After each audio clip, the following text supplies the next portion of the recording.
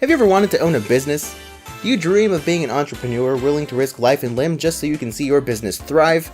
If you answered yes or yes but not in real life because risks are scary, then boy, do I have the game for you.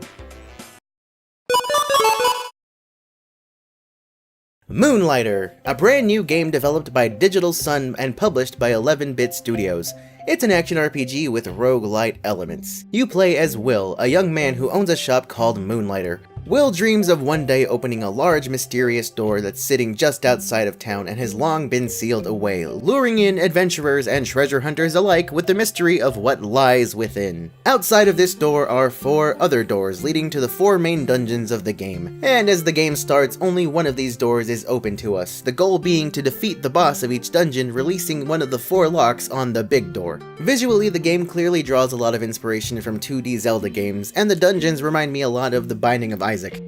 Minus all the ickiness. I recently reviewed Wizard of Legend, and after going from that game to this one in just the span of a couple weeks, the difference here is quite refreshing in a lot of ways. Visually, the game stands on its own, with some of the most beautiful sprites and animations I've seen in a game in a long time. Just look at all those frames. And while I failed to mention the great, almost JRPG-like music in Wizard of Legend, the music in Moonlighter takes that vibe and, in my opinion, is just a bit better. From the relaxing melody that plays in town to the fittingly intense music of the dungeons. Now, sound and visuals are all well and good, but what about the gameplay? Well, here's where things get really interesting. While in the dungeons, Will must fight various types of enemies with varying levels of difficulty, all while progressing through the 3 different floors of each dungeon. Along the way, you'll pick up treasure and materials from enemy drops, chests, and so on. What makes Moonlighter so unique over so many other roguelites out there is that dungeons are really only half of the game. Or maybe more like 2/3, depending on how you look at it. Anyway, when not in the dungeons, you'll be at home working on your shop, selling the items you found in your explorations. If you've ever played Recettear, it's a lot like that. As you pick up more items, the limited space in your bag will fill, and it's up to you to decide to keep going or return to town before you die and drop everything. Which will happen.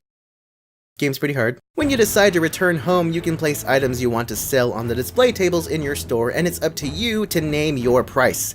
The game doesn't flat out tell you how much the items are worth, so it's up to you to gauge how much to sell them for by going off of your customers' reactions. You may end up charging too much, which will annoy your customers, or you could end up charging too little, basically cheating you out of some much needed gold. Some may find this a little annoying, but to me, finally finding that sweet spot is pretty satisfying.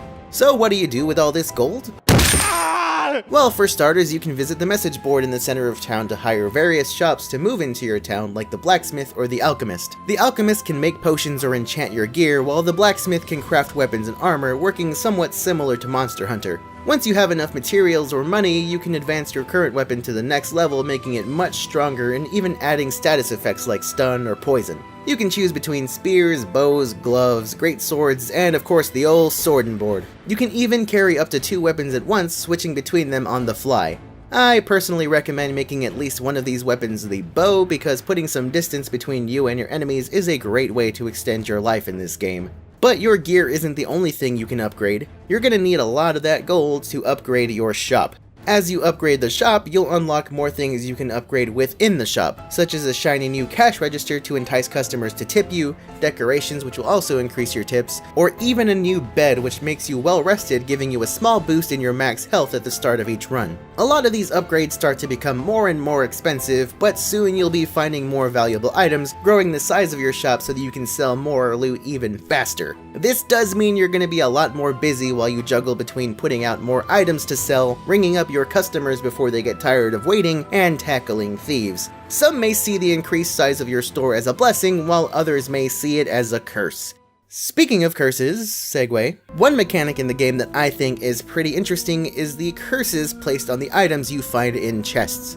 There are a bunch of chests scattered throughout the dungeons, each one containing several cursed items. These curses range from minor annoyances like only being able to place an item in certain spots in your bag, to much more risky curses like an item being destroyed after you take too many hits. Some items will even have an effect on other items that they point to, such as destroying items upon returning to town or removing curses on other items. I said item a lot there. I need to work on that. That's Scripts are hard. I really thought this was interesting because it really makes you stop to think about what slots you're going to put your stuff in. You'll sometimes take a minute or two to rearrange everything, strategically taking steps to ensure that your stuff doesn't get destroyed or something particularly valuable makes it safely home.